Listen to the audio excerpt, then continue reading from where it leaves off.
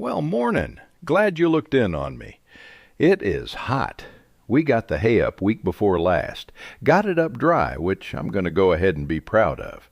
And ever since, it's been big white sky with nothing in it. So I'm up early. And I make my coffee the same way I have for 50 years. Kettle. And you wet the grounds first and let 'em swell a minute before the rest. Is it better? I could not tell you. But that first cup, standing at that window while it's still cool enough to stand there, that's mine. Nobody's asked me for anything yet. Okay, that ain't what I wanted to talk about. I want to read you something this morning, then we'll talk about it.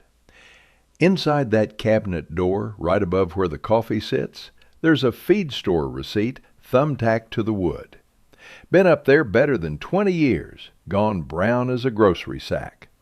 And on the back of it, in pencil, in my own hand, is one sentence I copied out of a book. The book was my son's, some college class, philosophy I want to say, and he left a stack of paperbacks here and never come back for 'em.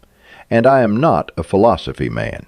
But it was February, dark at 5 o'clock, and I'd read everything else in this house. And I got to this fella, Roman, dead 2,000 years, Seneca. Here's what he says. There are more things, Lucilius, likely to frighten us than there are to crush us. We suffer more often in imagination than in reality. We suffer more often in imagination than in reality. I read that at my table in the dark, and I put the book down, and then I got up and found a pencil, 'cause he ain't wrong. I've kept books my whole life. Feed, fuel, vet, seed, the note. And if you handed me a ledger of everything I have laid awake over, all the way back, and went down that column checking off the ones that actually came, you would not need much of a pencil. Half of it never happened. That ain't a figure of speech. That's about the number. And the half that did come in, smaller than I had it built up. But later in that same letter, he tells you what to do about it. He says, quit running out to meet your trouble. Look forward to better things. Well, now hold on. I looked this fella up. He was rich. Rich. House full of people to do his cooking and his hauling. And I ain't saying he never suffered. He died hard. But I don't believe Seneca ever had a note come due on a place his daddy built. 'Cause a man with cattle and a banknote has to watch that sky. That ain't a character flaw. That's the job. So the advice don't fit, but the arithmetic does, and it boiled down to one question. What's the difference between getting ready and worrying? 'Cause they wear the same coat. Both of 'em are you, thinking hard about something that has not happened. From the outside, you cannot tell 'em apart. But here's where they part. Getting ready ends in a chore. That's the whole test. You think about the roof, then you go get the ladder. It finishes, puts a wrench in your hand, and turns you loose. Worry don't finish. Worry goes around again. Same track, same posts. And you pass the barn every lap, and notice you have not moved 1 inch. And you keep going 'cause it feels like work. My mother used to say, fix the roof in dry weather. What nobody told me is the other half. Once it's fixed, you're done. Now, early 80s. I want to say 81. No, it run on us. 3-4 years of it. And it wasn't just this place. It was every place. Interest come up to where it didn't make sense. Ground wasn't worth what the note said. Dry on top of it. And good people who'd done everything the way their daddies taught 'em stood in a yard and watched a man they'd known since school put a sign on it. We come close.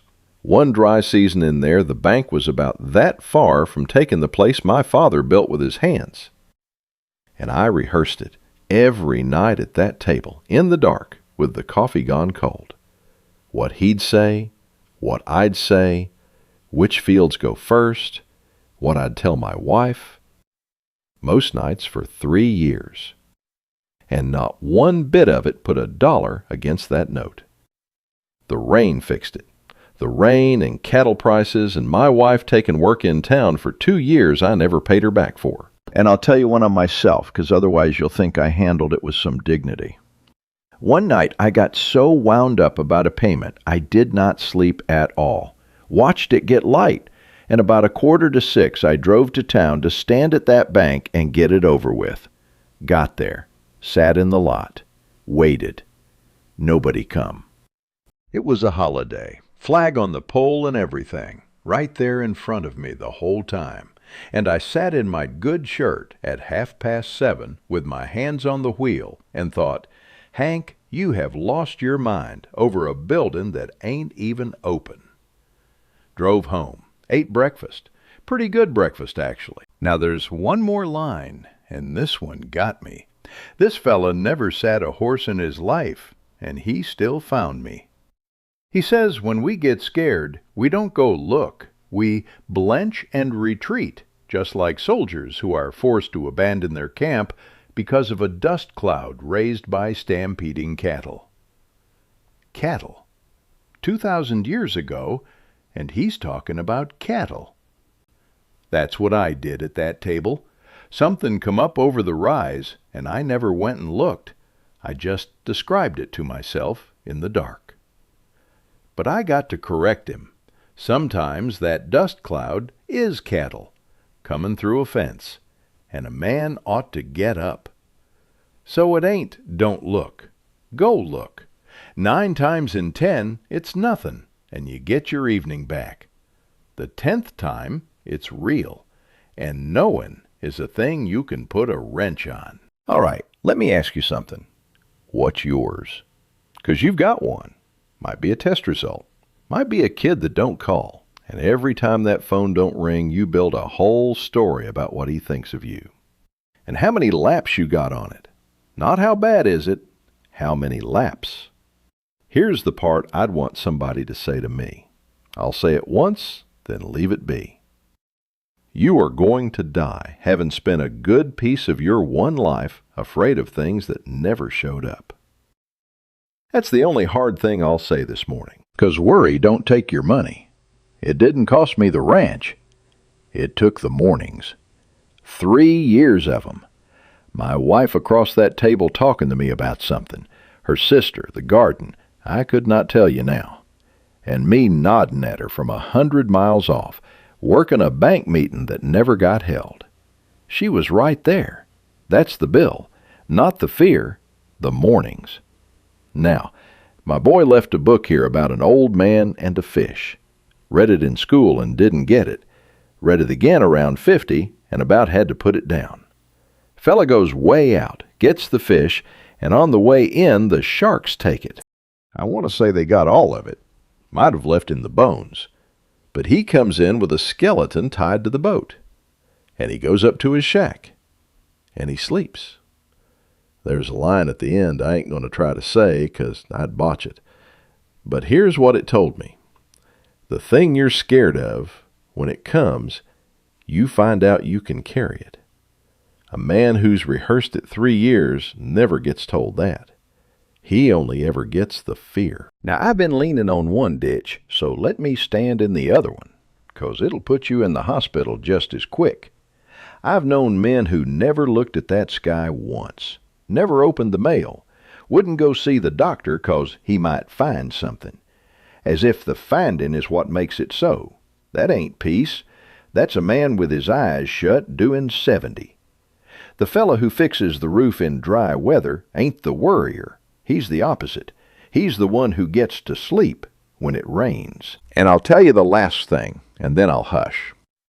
Everything I rehearsed at that table, the bank, the sign in the yard, the sale, none of it come. We kept the place. I'm sitting in it. The thing that actually knocked me down, when it come for me, was something I had never one time put on that list. My wife would have known how to say this part. She ain't here. And I hadn't rehearsed a minute of it. All them laps, and when the real one came, I was as ready as a man who'd never worried a day in his life. That's what I'd carve on it. The rehearsing don't transfer. My mother had a saying. She had 100 of them, but she had this one. Any time I'd come in that kitchen worked up about something coming, a test at school, a horse I was scared of, she'd be at the sink, and she wouldn't even turn around. She'd just say, "Don't go borrowin'." That's all. And I thought for about 50 years that woman was talking about money. I did. I thought she meant don't owe anybody. She wasn't talking about money at all. She was telling me not to go get trouble that ain't mine yet and carry it home early. 'Cause the interest on that is your mornings. Don't go borrowin'. That receipt's still up there. Little brown thing, tore corner. And I've thought about taking it down. Figured a man ought to be past needing a note in a cabinet to run his own head. I'm going to leave it up, 'cause I ain't cured. I still catch myself out ahead of the day, building something that ain't coming. Difference now is I notice quicker, and I go look. If that was worth your time, you know what to do with the button. And if you've got somebody who's been up too many nights over something that ain't happened, send it to them. Go look at the thing. It's probably cattle.